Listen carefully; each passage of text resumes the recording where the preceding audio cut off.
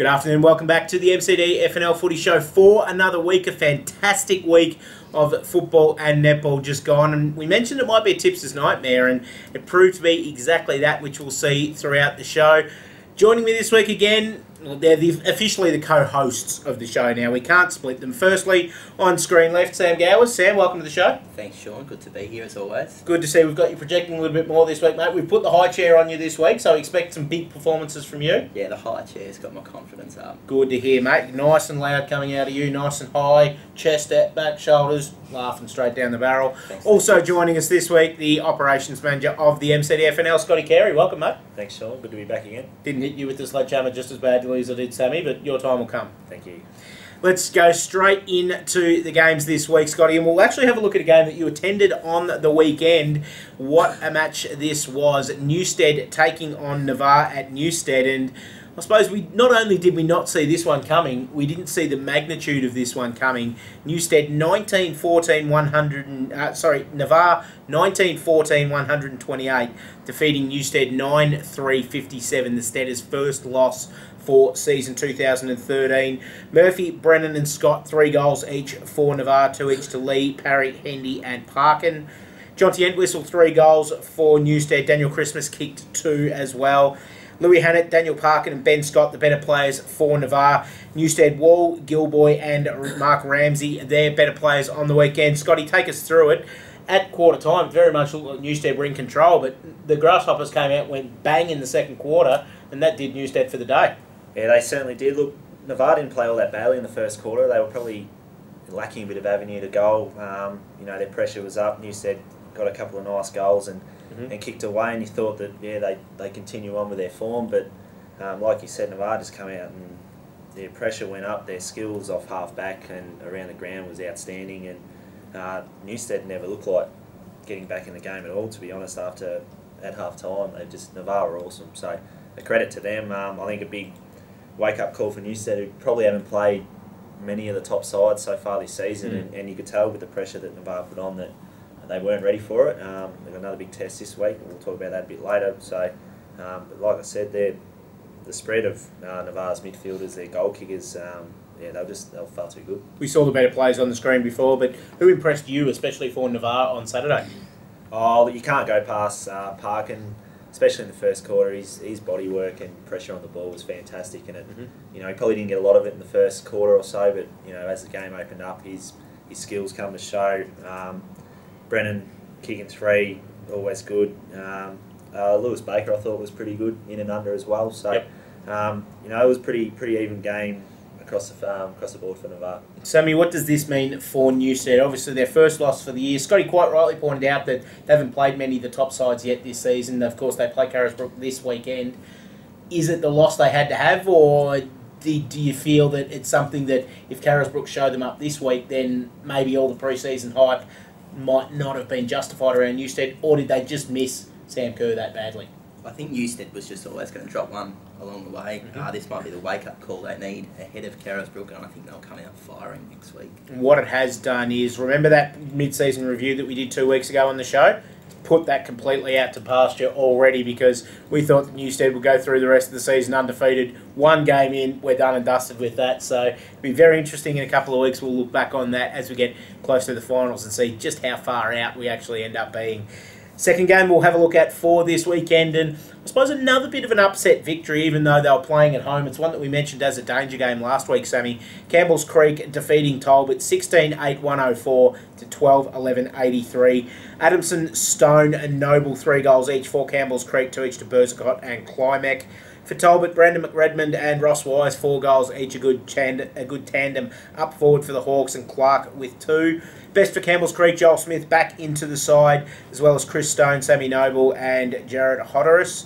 And for Talbot, Brandon McRedmond and the boys Smith were the best players for the Hawks. Sammy, good win by Creek. Again, one that we said last week, we favoured Talbot going on their exposed form, but Creek at home have just showed that it's almost a fortress for them up there at Campbell's Creek. Yeah, they are turning that into a bit of a fortress. I think Talbot will be kicking themselves in regards to their shots on goal, 12-11. It's chances gone begging, probably a win gone begging that they could have desperately done with. Yeah, having said that, Creek led at every change, and by the looks of it, much deserved their victory. And great to see Joel Smith back in the side, and best player as adjudged by Campbell's Creek without having a major influence on the scoreboard, which is good to see. Another game this week, and another team that would be kicking themselves because of inaccurate kicking would be Royal Park, Scotty. They got dusted by the lowest possible margin on the weekend. Denali 8-10-58, defeating Bushy 7-15-57. 2 goals, 8 in the last quarter by Royal Park, pretty much sealing their fate. Longmuir 2 goals for Denali was their only multiple, and Marr 2 goals for Royal Park. Best for Denali, Hawks, Mlingden, Thompson and Nolan, and for Royal Park, O'Connor, Blake, McKay and Marr.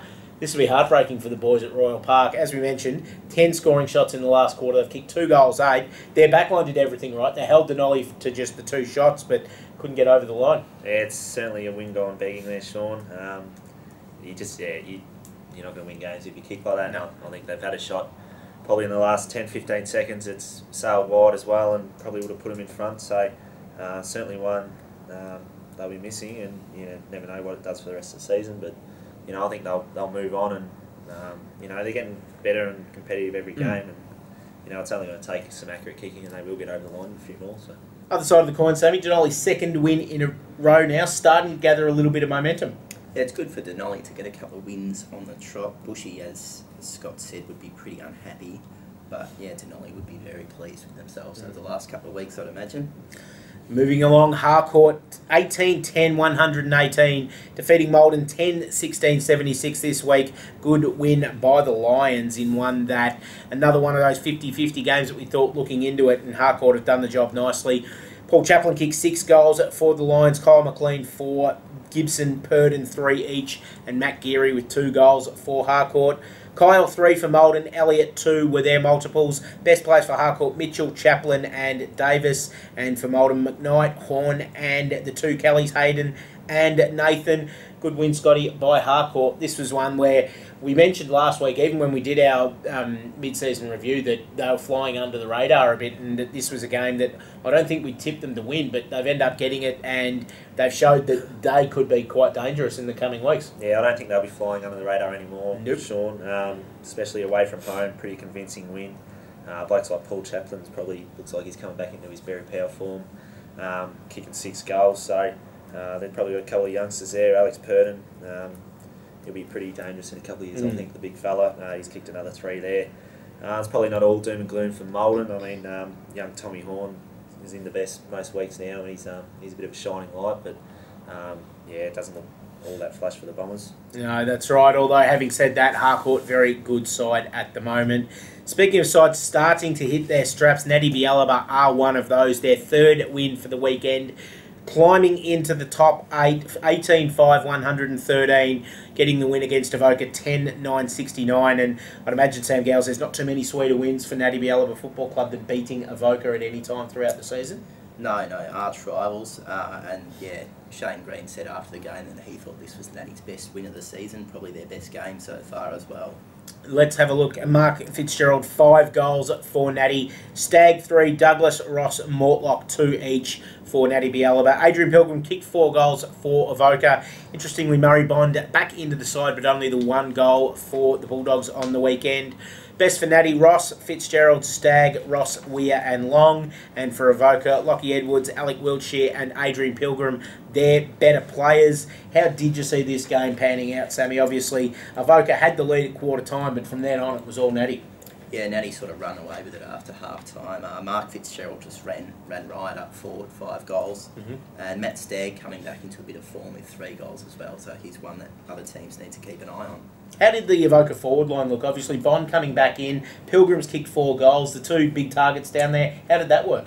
Yeah, Bondy was back after his shoulder injury, and he looked sort of a bit troubled by that. Pilgrim had that hamstring injury that's been troubling him all year, but didn't look too bad. Very good. Good to see that signs are still okay for Avoca despite the loss on the weekend. Carisbrook, the only undefeated side in the MCDFNL now after their win against Lexington on the weekend. Carisbrook 12-11-83, defeating Lexington 5 goals 10-40. Matty Bilton 5 goals for Carisbrook. Big Nath Wright 4 goals as well for Brook. Lexington, their only multiple goal kicker, Morrish with 2 goals on the weekend. Best for Carisbrook, Bilton, Bucknell, Wright, Gray, Dunn and Robinson. And for Lexington, Mosby, Pryor, Aspland, Chester, Carslake and Alexopoulos. I worry a little bit about Lexington in these bigger games, Scotty, and their firepower when you shut down Matthew Brown. I know watching them against Navarre, they struggled to kick goals that day. They've done the same. They've only managed 3 goals in 3 quarters of footy against Carisbrook, I should say, on the weekend as well. I wonder if this is something that clubs will now try and expose for Lexington, try and maybe put 2 people on Brown and shut him down and just cut them out of the game that way. Oh, you'd be silly not to. It's proven that if he doesn't kick goals, Lexington don't really kick many at all, and I mean 5 goals for a game is not outstanding. They've got to find another avenue to go. If there any chance to come up against the good sides, you can see with Carisbrook, midfielders Matty Bilton kicking 5, Nath Wright's always in the goals, and a couple of singles to the rest of the guys there. So it's definitely an important part to win the games for most sides. And Carisbrook just keep doing what they have to. Sounds like Lexington were never really in the hunt, and they just went about their business. So another good win. How good is Matty Bilton playing at the moment, Sammy? He'd have to be probably one of the first couple of names you'd discuss when we're talking Berry Power medals at the moment. I reckon he's in that good a form. He's in the top 10 in goal kicking as well as being obviously playing through the midfield. I'd say he'd be the #1 tip for the Berry Power at the moment. Easily the most damaging midfielder in the competition, and very hard to stop when he's on song. Yeah, looking very good is Matty Bilton, of course, in the Victoria Country squad along with Matt Geary, which we mentioned last week and was in last week's record. But it's time to talk Trentham, lads, because they had their first win on the weekend, and it wasn't just any old run-of-the-mill sort of weekend either. Trentham 16-13-109, defeating the Maryborough Rovers 2-5-17. Luke Whitehouse, fantastic on the weekend for Trentham with 6 goals, Wicker with 3 and Whelan with 2. For the Rovers, just the 2 goals, Hoban and Jardine, their goal kickers on the weekend. Best for Trentham, their coach Clayton Scoble, best on ground. Bruton, Wicker, Cutler and Whelan amongst their best players. For the Rovers, Monk, Ritchie, Sellers, Stiles and Nelson. Sammy, you were at this one, and we know that we've mentioned during the year that we don't quite like coaches being amongst the best players, because there is sometimes the intention that they put themselves amongst it. But from what I hear over the weekend, Clayton Scoble, not only did he deserve being the best players, but no one can fault him if he put himself in there. He's that good. No, he's far away from it. It's just sat across the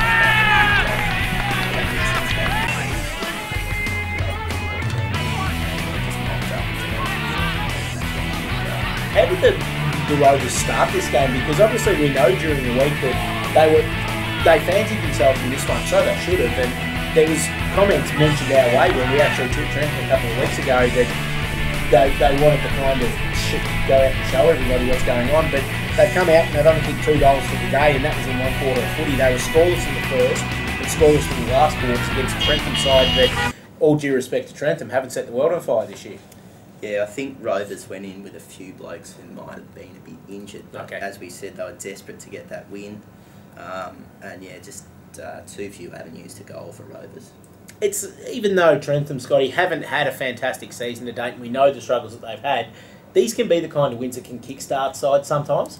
Yeah, absolutely. I think in terms of their season, it hasn't been all that bad. I mean, the win-loss column suggests otherwise, but I think, like we said a couple of times, Clayton Scoble's got the kids going there, and they have been improving, and I mean, to still win, what's that, 90 points? Yeah. 92 points. It's a big win. It doesn't matter who you're playing, you can win by 92, you're doing something right. Correct.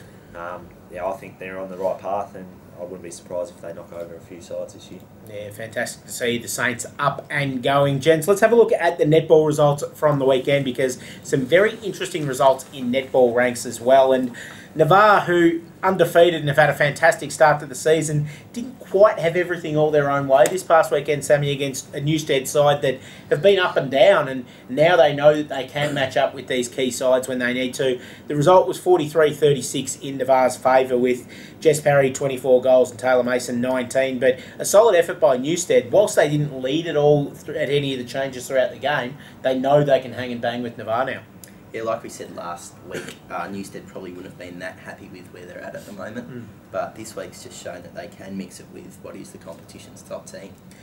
Good win by Talbot on the weekend. Their first win in the A-grade netball stakes this season up against Campbell's Creek. 34-27, a good, solid, hard-fought game between these two sides.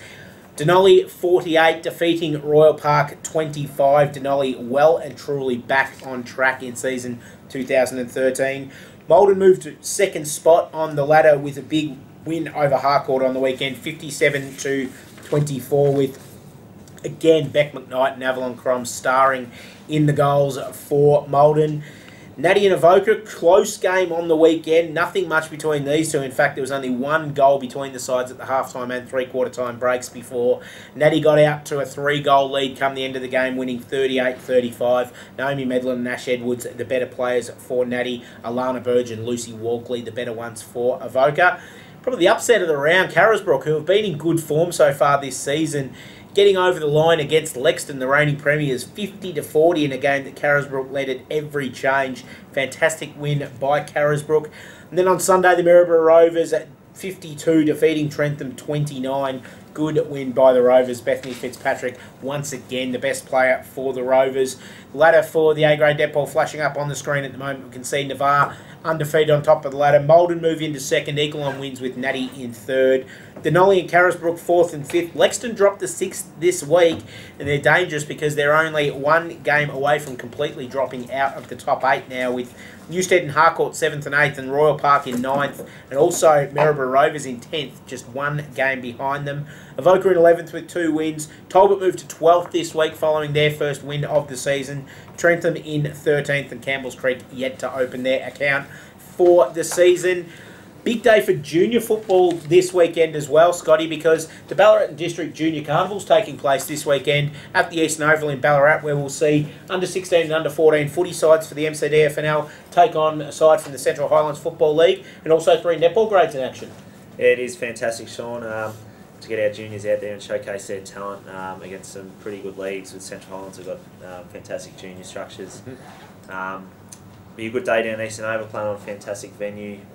We're really excited, and with training over the last few weeks and all reports, we've had massive amounts of numbers and some great kids training. We're going to have pretty strong sides, and it should be a good day, so I encourage everyone to get down to the Eastern Oval. 13 under netball girls will be kicking off at 9 o'clock, and the footy from 10 o'clock and 2 o'clock, I think. 10 and 1, 10 and 1. footy. 10 and 1. So have a look. It's on the MCDFNL website as we speak. All of the teams for the weekend's football and netball matches. There's also another exciting junior development we've got going on at the moment, because in conjunction with the Ballarat Football Netball League and the Riddle District Football Netball League, Scotty, we're sending a combined under 16.5 team up to Cairns for a couple of games. That's right, mate. We're lucky enough to get 6 spots in this side to showcase a few of our guys from the league as part of the AFL Goldfield side, and it's a great opportunity for 6 kids, which will be named on Wednesday night. So yeah, it's a good opportunity. They get to go up there and play against some good sides up there and have a good time. Time to have a look at all of this week's games around the Maryborough Castlemaine District Football Netball League, and we're going to start with an absolute ripper this week. Carisbrook taking on Newstead. This time last week, they were the only 2 undefeated sides in the MCDFNL. Navarre took care of that, defeating Newstead last weekend, Scotty, so that just means that Carisbrook have got to face something that no other side have done this year, Newstead on the rebound. Yeah, it's going to be an interesting game, and Newstead certainly need to come back from last week's performance, and they certainly be hoping to do so. It's going to be a really good game, I think. I know we said that last week and a bit surprised, but like you said, any side on the rebound out to prove a point, very dangerous. First time Newstead have gone to Carisbrook in a couple of years, so I don't know if that'll play any factor with Carisbrook, but I'd say they're going to be too strong. Carisbrook going to be too strong? Absolutely, mate. Sammy, we know that the MCDFNL football world hang on your tips every week, and we must admit that you're middle of the road in the record at the moment, but you're not Robinson Crusoe on that one this week, so fire away for us, mate. Carisbrook v Newstead. Carisbrook can't go past the competition's only unbeaten team. Good work. Very succinct as well, Sammy, this week, so he's doing quite nicely. Talbot taking on Royal Park. This one might require a bit more grey matter from you, Sammy, because Talbot, as we know, on paper, they win this game, but footy games aren't played on paper. Royal Park will be bleeding after letting one slip against Denali last week, and Talbot got a touch-up against Creek as well, so very interesting game. Yeah, Talbot will be able to prove, I think, that they can mix it with the competition's top teams, and this win might give them a bit of a boost towards doing that. So I'm going with the Hawks again. Scotty? Yeah, too strong at home, and it's just a must-win for Talbot. So, yeah. Look, I agree, Talbot. If they want to play finals, they have to win this game. So you'd think that that would drive them to victory this weekend. Harcourt taking on Navarre, and we mentioned Harcourt flying under the radar. We don't think they are anymore, and if they beat Navarre this weekend, they're even less flying under the radar. I don't think they will beat Navarre. Navarre showed last week against Newstead exactly what they can do, and I think they'll do it again against Harcourt. Scotty? Yeah, Navarre, easy. Not much love for Harcourt amongst the boys. I reckon this one might be a bit close, actually, because Harcourt are in good form at the moment, and I reckon this will be a 2 to 3 goal game. I agree that Navarre will get over the line, but give Harcourt some love because I reckon they'll give Navarre a scare in this one. Trentham taking on Natty Bialaba, and your boys, Sammy, having to travel out to Trentham with the team on a high after their first win. You'd think Natty should win this, but don't take anything away from Trentham, who, as you mentioned, are going along okay at the moment. Yeah, fingers crossed the Swannies get up in this one, which I think they will. Trentham will obviously have a bit of confidence from last week, but I think Natty too good, even in the cold with Trentham. Yeah, I think Natty as well, Scotty, but I'm not discounting Trentham at all in this one. To be foolhardy, they've shown over the last couple of games that they've pushed Avoca, they've flogged the Rovers, they're in okay form. Yeah, look, I wouldn't be surprised if early on it's a very tight game, even up until half-time. It could be, a goal or two in it, and I just think, Natty's experience will come over the top in the final 2 quarters. Another interesting game this weekend. Denali taking on Maldon. Denali coming off 2 wins in a row, Scott Carey. And Maldon, we know they're a good side. They faced a road bump last weekend against Harcourt, another side that's going very nicely. And you'd think Maldon should win this, but Denali are in the kind of form that suggests it may not be a lay-down mosaic. Yeah, they're both the kind of similar position. You're not really sure where they're at. Probably haven't shown their best footy yet this year. So I think this is probably a really tough one to pick. I'm going to go with Maldon. I think they just should win, and similar to kind of a Talbot, they need to win this one. So purely based on that, I'll go Maldon. Yeah, I suppose I'm in that same boat as well. Maldon, it's a game they must win. So even though they're travelling to Deledio Reserve, I'm going to tip them in for this one. Yeah, Maldon for me too. Avoca taking on Campbell's Creek, and another very, very interesting game. And look, I suppose the determinant factor in this one for me, Scotty, is the home ground advantage. We know that Campbell's Creek have roared at home and haven't done so much away. So look, probably Avoca in this one, especially with another week of match fitness into Murray Bond, he might be the difference. Yeah, it could be actually. I'm going to go with Campbell's Creek on this one. I just think, look, they need to show their form away from home. I think this could be the week. Get Joel Smith back. He's had a game under his belt now. They'll be pretty confident after the last week and bring that in this week. And I think it'll be very close. I don't think it'll be a blowout by any means, but I'm going to go with Creek for the upset. Creek, if it's Creek are within a couple of goals at 3/4 time, we know Avoca have struggled to run out games in recent weeks. That could be the difference in this game as well, Sam. I think Joel Smith will be the difference in this game, like Scott said. A week under his belt and he'll be up and going, I reckon, so Creek for me. Last game for the weekend, Lexton taking on the Maryborough Rovers, and this one should be Lexton pretty comfortably up at Lexton on Saturday afternoon, Scotty. Yeah, they won't have any issues up there, so Lexton for me. Yeah, sadly for Rovers, Lexton for me too. Now, we've reached a landmark during the week. We mentioned last week, of course, and we have over the previous few weeks on the show, that once we got to 800 Facebook likes, that we will give away a couple of season passes. Boys, what do you got in your hands at the moment? Show the camera.